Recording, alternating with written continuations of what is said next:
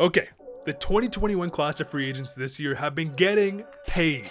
And with this level of risk taking, without a doubt, many of these contracts will age horribly. Because here's the thing, and I'm not going to say that every player in this class will go through this, but when a player cashes in, especially on a long term, they get the bag, it can lead them to not try as hard. And it makes sense. From a psychological perspective, a player trying to earn his big payday will try a lot harder to earn those couple extra zeros on their check. Except when they do get paid, it can sometimes lead to players seemingly just stop trying. Or at least, try a lot less. Case in point, my boy, Louis Eriksson. And as a result, we have seen franchise ruining contracts where players get paid and their production, coincidentally falls off a cliff. Louis be like, oh man, I guess I just don't know how to score goals anymore. Also, this is part 2, and if you haven't seen part 1, I'll link it down below, so go watch that. And if you enjoy the videos, make sure to press subscribe for your weekly dose of hockey content. Ilya.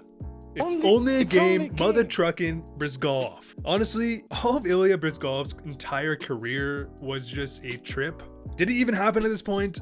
I don't even know. After being drafted in the second round by the mighty Ducks, Bryz was a diamond in the rough, as he was doing exceptionally well in the KHL, was a beast in the World Juniors, and had the pieces to be a star goalie in the NHL. Except, one thing was different about Bryz.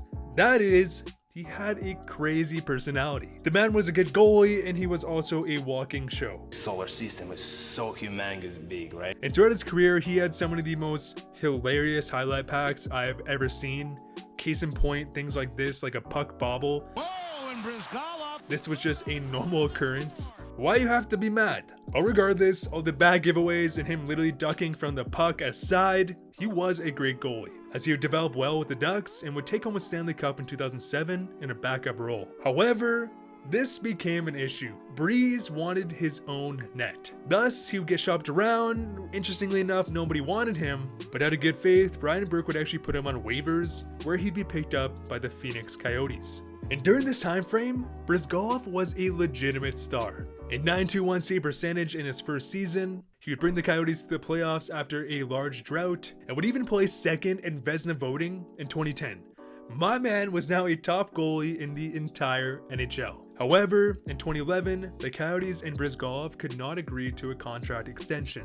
Maybe because he was a terrible playoff performer and was asking for an arm and a leg, so they would decide to part ways. And Bryzgalov would find his money in Philly, as he would sign a 9-year, $51 million contract. Which, keep in mind, this was the second largest goalie contract on an AAV in NHL history.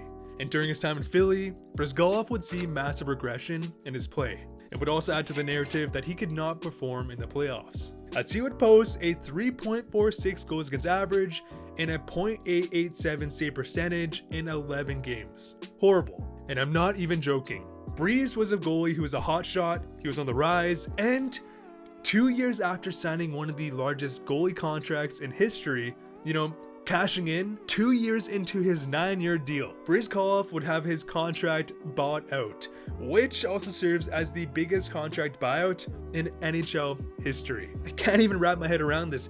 2 years into his 9-year contract? Are you serious? He didn't even play 100 games for Philadelphia. Also, his contract was bought out in 2013, and he will still be getting paid by Philly until 2027, even though he retired in 2015. Absurd. I guess at least we got some good memes out of this, and it only adds more meaning to the saying, why you have to be mad? It's because you stopped trying, Bryz.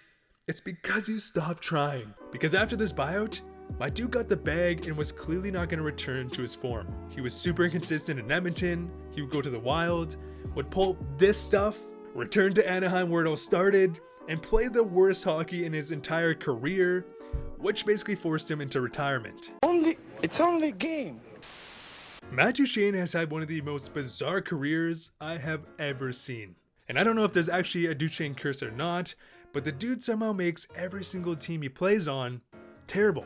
Drafted 3rd overall behind Johnny T and Hedman, Duchene would develop into a star player with the Avs. 55 points in his first season, 67 points the next year, 70 points in 71 games in 2014. Except, during his entire tenure with the Avs, they could do absolutely nothing in the playoffs. And they only made the postseason twice in the 9 years when he was there. In 2017, the Duchene sweepstakes would begin, as teams now had a chance of acquiring an extremely skilled first-line center. And oh wait, what's this? Ottawa, good job. You won the Duchene sweepstakes. If only it didn't cost you an arm and a leg, another hand, your other leg, Erik Karlsson's ankles, Mark Stone. Except Matt Duchene would join an Ottawa team who had just nearly made the Stanley Cup Finals the year before, and somehow Ottawa would finish second last in the entire NHL, right beside Buffalo. Yeah, not a great look. The next season, the Uber incident would happen, and somehow they would have an even worse season. And to make this simple, the entire franchise would burn down. Even though Duchene himself was having a career year, like, how does this make any sense, as he was on pace for 95 points, and Duchene would be traded to Columbus. However, his contract was expiring, and he would opt for free agency. And after coming off a career year that just so happened to be his, contract year, Duchene would get the bag in Smashville, signing a 7-year, $8 million AAV deal worth $56 million. And well, you might be able to predict what's next. Massive regression in his first season, and somehow, after basically losing nobody and signing Duchene, who was, an elite top 6 center, Nashville as a team would take another massive step back. And this year, Duchene, in year 2 of his $56 million deal, had the worst season in his entire career by a mile, as he would put up 13 points in 34 games this season, on top of having little impact in the playoffs. And with a Nashville team who desperately needs an offensive leader, 13 points is not cutting it. However, I still don't know how I feel about this one fully. Duchene still could bounce back. I hope he does. He was actually one of my favorite players of the 2010s, but goddamn is this dude cursed. Kyle Turris, yet another player who was supposed to reinvent the Predators' offense.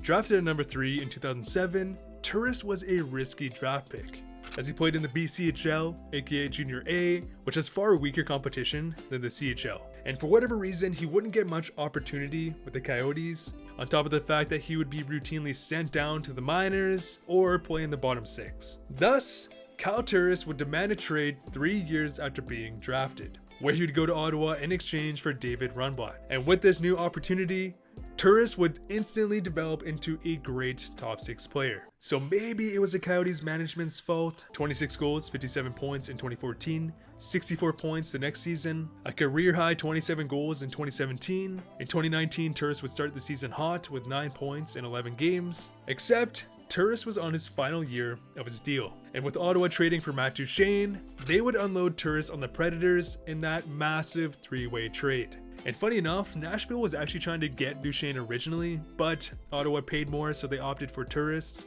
And Turris would show up to Nashville and play well. 42 points in 65 games, not bad. And as a result, he would get the bag, signing a 6-year, $36 million contract. Nice, the Louis Eriksson treatment. But just like Bryzgalov, Turris would see horrendous regression in all areas of his game, going from the 50-60 point player to a whopping 23 points the next season, 31 points the next year, on top of having a horrendous defensive game. And he would be bought out 2 years into his 6-year, $36 million deal. Brutal. And this season, after signing with Edmonton, Turris would put up a nice 5 points in 27 games, but he got the bag in Nashville, so it doesn't matter. Kyle Alzner. After being drafted 5th overall in 2007, Alzner was the ideal mobile, stay-at-home defenseman who's never gonna wow you with his offense, but if utilized correctly in a shutdown role, he was great. And for 8 years, he was a foundational piece to the Capitals' blue line. Again, his production didn't show that much, but that's not the point. In 2017, when it came to his big contract season, my man was reported on saying, and get this, that he wants to win. Remember those words. Thus, he would shoot down a lesser offer from the Capitals and sign a 5-year, $23 million deal with the Montreal Canadiens. Except, his game would see massive decline, and somehow his offense would too. But hey, that's not the point.